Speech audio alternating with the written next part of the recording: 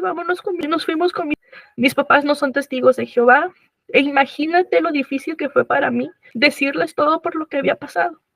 Yo me había alejado de ellos porque al no ser ellos testigos de Jehová, te meten esta idea que no está bien relacionarte con tu familia que no es testigo de Jehová. Y a mí nadie me lo cuenta. Yo lo leí en las atalayas, a mí me lo dijeron en los discursos. Yo lo sé de primera mano. Y es exactamente lo mismo que le están diciendo ahora a mi hijo. Logro salirme de ahí, perdí mi casa porque este señor debía dinero. Lo que yo ganaba en el orfanato era para las mensualidades de la casa y él tenía meses de atraso.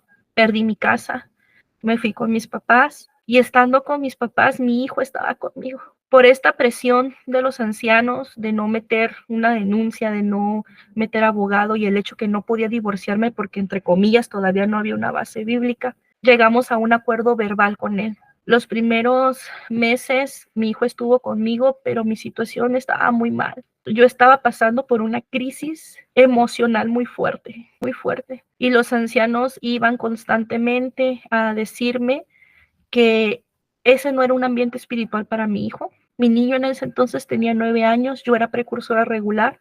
Mi hijo y yo teníamos el privilegio de los carritos de exhibidores. ¿Cuántas veces has visto a un niño en un carrito? Bueno, para que tú veas el grado de espiritualidad que teníamos mi hijo y yo, al grado de tener ese privilegio. Sí, ahora que lo mencionas, no, en ese dato no me había fijado, pero yo no he visto niños, como dices, en un carrito, ¿no? Así, pues mi niño tenía esa oportunidad por mí, porque yo me esforzaba por ser una cristiana que siguiera todo y ellos lo sabían y por eso estaban constantemente atrás de mí y me decían que mis papás no estaban casados, que eran fornicadores, que no era un ambiente sano para mi hijo ni para mi espiritualidad y si yo quería continuar con el privilegio de ser precursora tenía que hacer algo, que el papá de mi hijo estaba arrepentido y como su familia sí es testigo de Jehová, mi hijo estaría mejor con él. No hay día que yo no me arrepienta de haber aceptado ese trato. Él llegó a hablar conmigo, me dijo, yo cometí un error, sé que estás mal, pero el niño va a estar bien conmigo. Dime cuánto tiempo necesitas para estar mejor y para que el niño regrese contigo. En mi desesperación, Jorge, en esta crisis que yo tenía, dije, está bien, llegamos a un acuerdo verbal. Dame 3 meses, yo me voy a enfocar, yo no trabajaba, nunca había trabajado formalmente. Dije, dame 3 meses y yo busco la manera de salirme de aquí, busco la manera de hacer algo.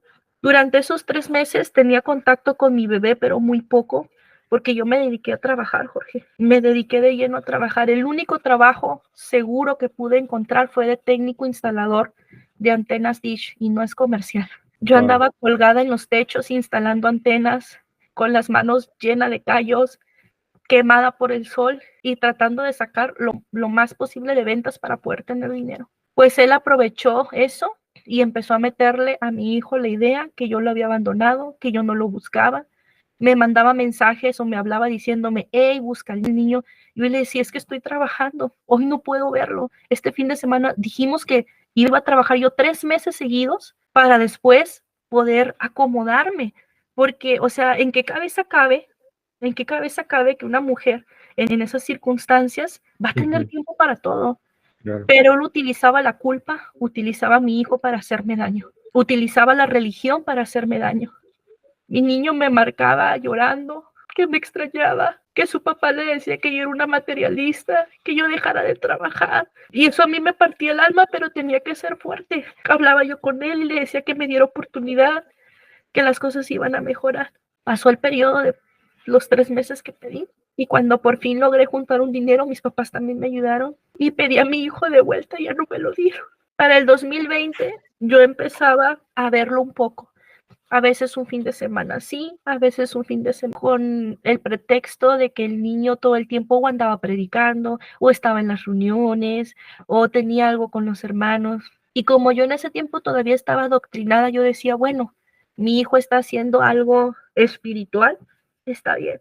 No me di cuenta que era esa estrategia para empezar a romper el lazo materno. Cuando yo veo que la situación empeora y que son menos los días que veo en mi hijo, decido meter abogado. Cuando yo intento buscar ayuda de los hermanos, me dijeron que ellos no podían meterse en ese asunto. Y yo les reclamé, dije, o sea, ¿cómo si iban a mi casa a decirme que el niño se fuera con el papá Y ahora que yo necesito a mi hijo de vuelta, me dicen que no es asunto de ustedes. Voy a meter abogado. Haga lo que quiera, solo recuerde que va a manchar el nombre de Jehová. Y que eso, y empezaban con su cantaleta. Cuando yo decido hacer eso, Jorge, definitivamente me dieron la espalda a todos. Las hermanas que fueron mis compañeras de precursorado, las hermanas con las que me senté en su mesa, que las acompañé en momentos difíciles, hermanos también y los ancianos, se olvidaron de mí, me hicieron a un lado. El primer abogado que yo contrato me estafó, me sacó dinero diciéndome que me había divorciado y no era cierto. Así pasaron casi 2 años y medio en este vaivén de te presto al niño, no te presto al niño, de utilizar a mi hijo como un instrumento para hacerme daño. Mis papás me decían, habla, di lo que está pasando. Pero es esta parte del adoctrinamiento donde te digo, cuando el primer abogado me dice, vamos a redactar la demanda de divorcio, yo no quise poner que me golpeaba, yo no quise poner nada, simplemente que era un divorcio voluntario por el temor a manchar el nombre de Dios. En abril del 2022, después de tanto estar ahí negociando, me habla este abogado y me dice, hubo un problema, no estás divorciada, pero tu ex esposo me está marcando y me dice que él va a llevar los gastos y yo te voy a volver a hacer el trámite del divorcio. Todo esto fue a raíz porque el papá de mi hijo se enteró que después de más de 2 años que nos habíamos ya separado, yo encontré una pareja. Actualmente estoy comprometida, y tengo una pareja. Él, desde antes, ya tenía un amante que hoy en día es su pareja, que también es testigo de Jehová. Y utilizaron a mi hijo de una manera tan deplorable, de verdad, para poder hacer lo que hicieron. Esta mujer era esposa de un amigo de él, hermanos de la misma congregación, estábamos todos en la misma congregación. Cuando yo me separo, utilizan a mi hijo para poder verse, en el aspecto de que supuestamente esa familia le daba ánimos a mi hijo, cuando lo que ella estaba haciendo era meterse para ganarse a mi hijo porque ya tenían planes de irse juntos. Pero bueno, esa es otra historia, ¿no? Cuando él, a pesar de que ya estaba con esta persona, se entera que yo tengo una pareja, empieza todo este proceso. El abogado me cita, firmo yo los papeles y me dice, este fin de semana te puedes llevar a tu hijo y son vacaciones, te corresponden a ti, yo ya hablé con él y no hay problema. ¿Te imaginas, Jorge, mi felicidad? Después de tanto tiempo, por fin, tener a mi hijo más de un día. Esa fue la semana de la conmemoración. Desde el primer día que mi hijo llegó conmigo, yo me di cuenta que algo había cambiado. Cuando yo le presenté a mi pareja y antes de eso, mi relación con él, lo normal. Obviamente no nos mirábamos tanto, sin embargo, nos llamábamos, tengo mensajes de que él me platica esto y lo otro. Pues a raíz de eso, su actitud conmigo cambió. Ese día estuvo muy renuente conmigo. Su papá de repente cambia de opinión, me lleva a la policía a mi casa, me quiere acusar de secuestro, yo demuestro que no es así y pues me doy cuenta que era todo una orquesta porque quería quitarme la patria potestad del niño y quería acusarme de estos cargos para que le devolvieran al niño y me pusieran restricciones a mí. Obviamente no lo logró. Cuando yo me doy cuenta de eso, yo hablo con el abogado porque él me hizo firmar algo que no era lo que él me había dicho que había firmado. Se lo demuestro y le dije, si tú no haces algo al respecto, te voy a demandar a ti porque esto que estás haciendo está mal. Al verse frustrados sus planes, empezó a acosarme en esos días. Yo tuve que faltar al trabajo porque me dijo que donde me viera me iba a quitar al niño. Mis compañeros de las diferentes tiendas me marcaron diciéndome, Sayuri, hay gente aquí con la descripción de su pareja, él y su familia, buscándote en todas las tiendas. Yo era supervisora de una marca de telefonía, tenía mi cargo Rosarito y zona centro y zona 5 y 10. En todas las tiendas que sabían que yo tenía que llegar de visita, estaban ahí acosándome, preguntando a los gerentes, preguntando a mis promotores, a todos. Tuve que faltar esos días al trabajo, tuve que estar escondida en mi casa casi una semana, luchando porque mi hijo, al hablar con él, él le dijo que yo lo había secuestrado y que tenía que escapar. En una ocasión mi hijo intentó escapar de la casa hasta que me senté, hablé con él. Le dije, mi amor, esto no es así. El 20 de abril del 2022 tuve que salir por unas cosas. Cuando yo regresé, ella me estaba esperando. Se llevó a mi hijo, lo cambió de escuela y por 18 meses no supe nada de ellos. Marcaba su casa, su mamá testigo de Jehová siempre me lo negaba. Fui a la privada porque ellos vivían en Santa Fe, viven en Santa Fe todavía, su familia. Al ser una privada estaba cerrada, iba en diferentes horarios, nadie me decía nada, nadie me abría. Llegué a tener comunicación con mi hijo porque yo me quedé con su celular y los únicos mensajes que recibí de él fue para pedirme el celular. Cuando lo cito para poder entregárselo, el que se presenta es el papá. Para eso yo ya había contratado otro abogado, había ido a CEJA, que es una institución aquí que supuestamente ayuda para estos asuntos, le entregué un citatorio y él no se presentó. Todo el mundo me decía de denuncia y yo con ese miedo de no hacerlo. Y es lo que yo te decía, es un miedo que te carcome porque estás viviendo una injusticia, pero estás con esa carga de no querer manchar el nombre de Dios. Y ellos lo saben y ellos se aprovechan de eso. 18 meses fue una tortura, al punto que perdí mi trabajo. Yo ya no era funcional en el trabajo. Tuve que dejar un buen puesto por lo mismo. Al no tener una dirección fija, porque cuando yo daba las direcciones que me encontraba, siempre lo negaban, que eran las direcciones de su familia. Mi proceso legal se atrasó muchísimo. Mi desesperación empieza a surgir, Jorge. Yo te digo, llegó el punto que ya no era funcional. Un día en TikTok encuentro diferentes canales de activistas, uno me va dirigiendo a otro y llegué con Neri, de Pensamiento Libre.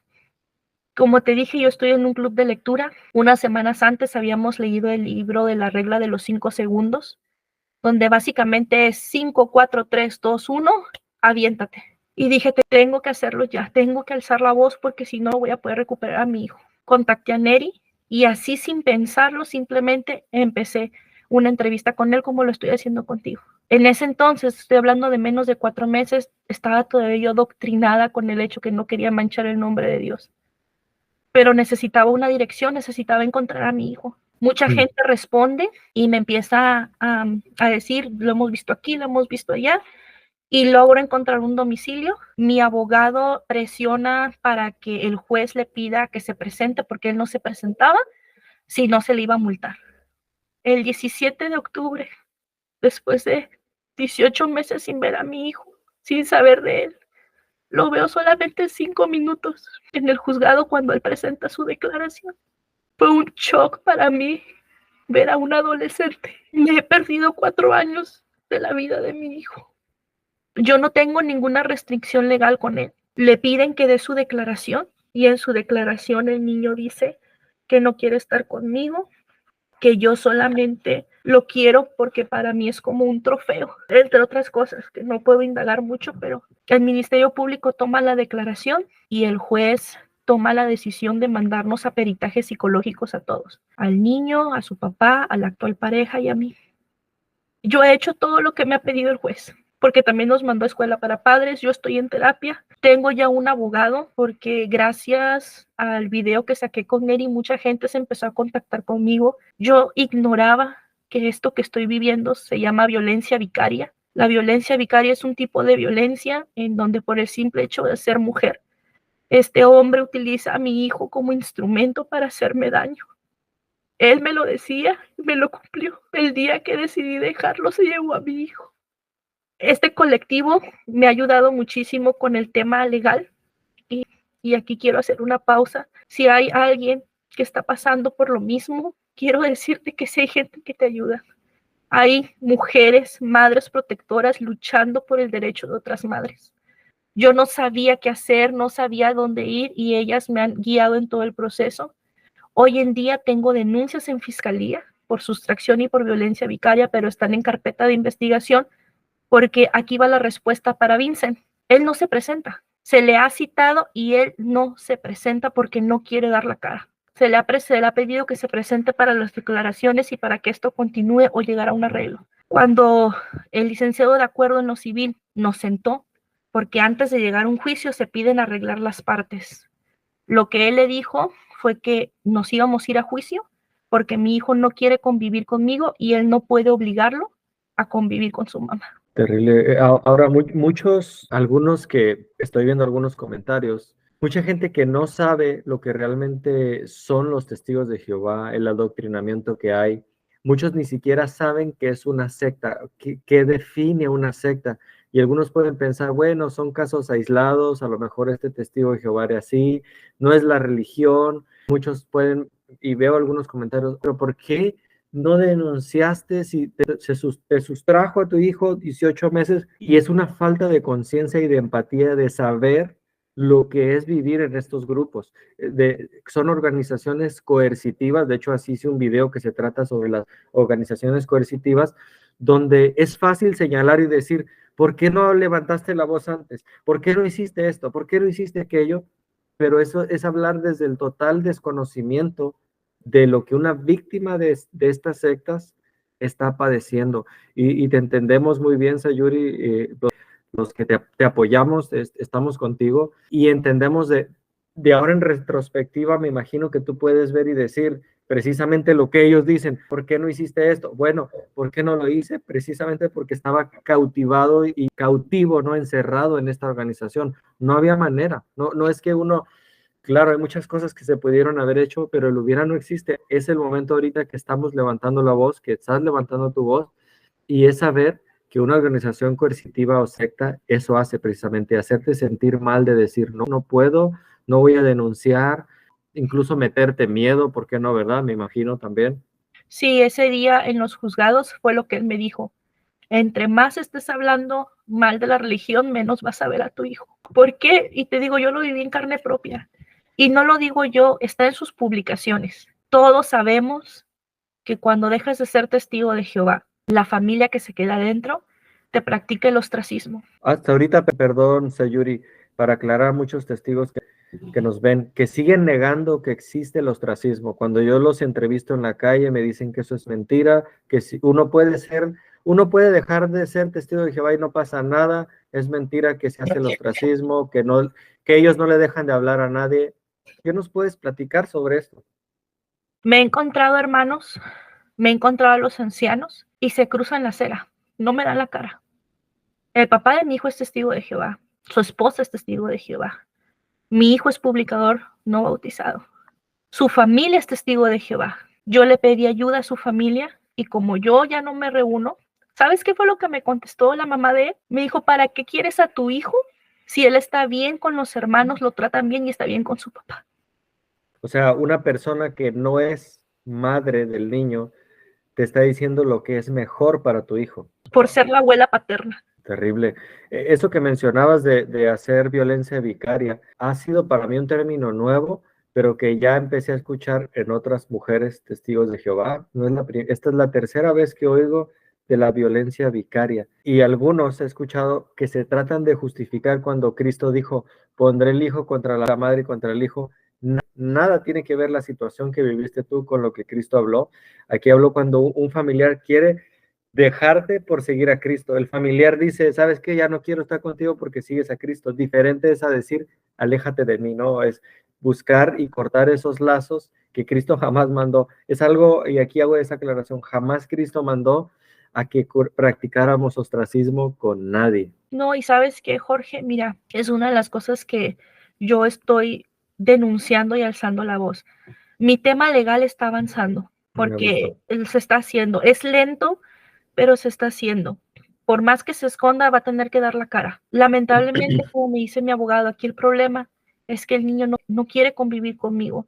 Y como yo le digo, ¿cómo va a querer convivir conmigo si en las reuniones se escucha que no debe de asociarse, aunque sea su madre, no debe de asociarse con una persona que ya no cree en Jehová o que, como en su caso, ellos me llaman a mí apóstata por alzar la voz, ¿sabes? Y que yo no soy una buena influencia para mi hijo. Claro. Cuando el hecho de creer o no creer en lo que ellos enseñen no me define como madre, no me define como mujer ni como persona. Y ellos están adjudicando ese papel de jueces para saber qué es mejor o no para mi hijo. Entonces, yo esto es lo que estoy denunciando y esto es lo que quiero, presionar socialmente. Quiero que la gente conozca que los testigos de Jehová, sus doctrinas separan familias y sobre todo que apoyan a agresores vicarios, a violadores, a golpeadores de mujeres y que prefieren apoyar a un agresor antes que manchar el nombre ni siquiera de Dios, porque Dios es grande y él puede defenderse solo, no quieren manchar el nombre de su organización, ¿sí? Entonces es lo que yo estoy denunciando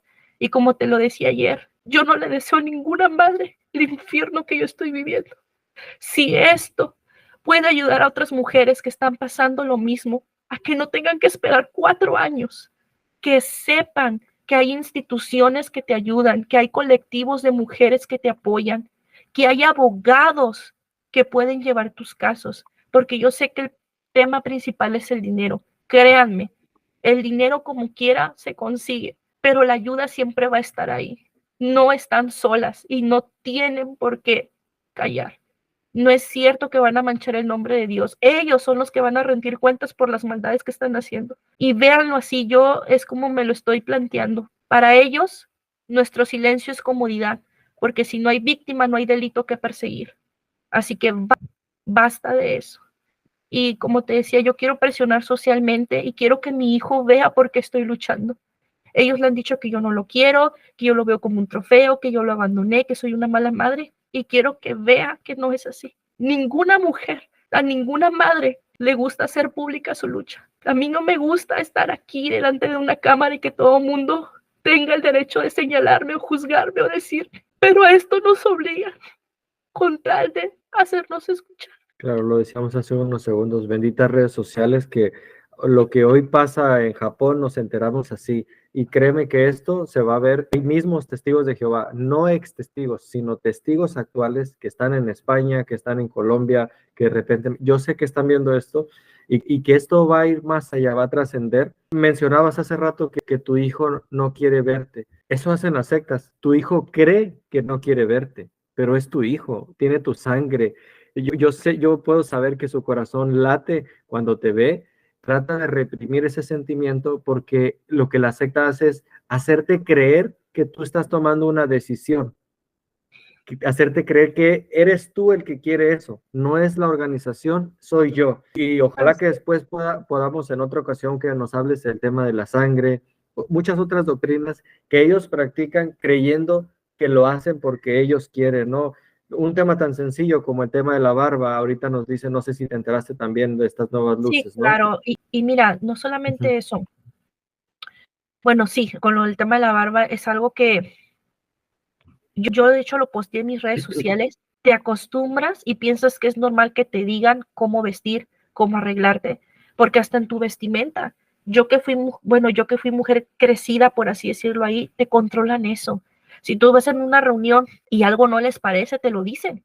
Te llaman a la salita B y si estás casada, te llaman junto con tu esposo o le llaman la atención a tu esposo. Tu color de cabello, que si te pones mucho maquillaje, que si te pintas las uñas, que si no lo haces. O sea, es un control total. Yo sufrí mucho esta parte de la barba con el papá de mi hijo porque él es de barba muy abundante y había ocasiones en las que él no alcanzaba a rasurarse completo o le crecía un poco la barba las veces que iba a las reuniones, porque tampoco creas que era muy devoto, pero era muy feo cómo te volteaban a ver, cómo te juzgaban, porque medían el grado de tu espiritualidad a través de eso, ¿sabes? Y que hoy en día con la mano en la cintura digan, no, es que el cuerpo gobernante ha dicho que pues no se prohíbe, pero Wow. bueno, yo lo platicaba con otros activistas, ese fue un grito desesperado, pasa el jueves la sentencia en España y casualmente el viernes hacen este anuncio, o sea, son tácticas comerciales que ellos utilizan pues para mitigar un poquito todo el ruido que se está haciendo alrededor de ellos. Es más que nada eso. Sí, desviar, totalmente de acuerdo contigo, desviar la atención hacia otro tema, ¿no? Y porque muchos hoy en día niegan que era una prohibición. Tú desde ese lado, así rápidamente me puedes decir, estaba prohibido eso, ¿verdad? Prohibido Claro que sí, nadie tenía un privilegio si tenía la barba. Yo personalmente sé de hermanos que se salieron de la organización por este tema de la barba, porque ellos peleaban que no era una cuestión bíblica, que no era bíblico. Mucha gente se salió, dejó de estudiar la Biblia. Era un tema constante, incluso en los discursos. Y ellos tienen bosquejos en donde dicen que una persona con un privilegio no podía tener barba. Así que sí era una prohibición. Y era un grado de medir la espiritualidad. Otro tema, no sé qué tan empapado es con el asunto de los informes. Antes también de se las medía horas. la espiritualidad a través de la predicación. Así es. y que hoy en día, pues da igual. Entonces, te quedas, de verdad, es un impacto muy fuerte emocional. Yo dediqué la mitad de mi vida, y mi hijo, desde que estaba en mi vientre, participó en esa obra y a la fecha lo hace. Hoy en día me doy cuenta que eso es explotación infantil, es trabajo infantil, no hay otra manera de llamarlo. Y créeme que a mí me pesa mucho y también es por eso que estoy alzando la voz, porque es justo que las demás personas conozcan esto antes de siquiera pensar en entrar en esta religión, porque las despertar y las atalayas que se dan al público son totalmente diferentes a la que se estudia ya dentro de la congregación. En una despertar no le dicen al público que si es testigo de Jehová y deja de serlo, se le va a expulsar y se le va a practicar ostracismo. Ellos no te dicen eso. No te dicen que si mamá o papá deja de ser testigo de Jehová, como hijo tienes que ser leal a Dios y deshacer el lazo materno o paterno.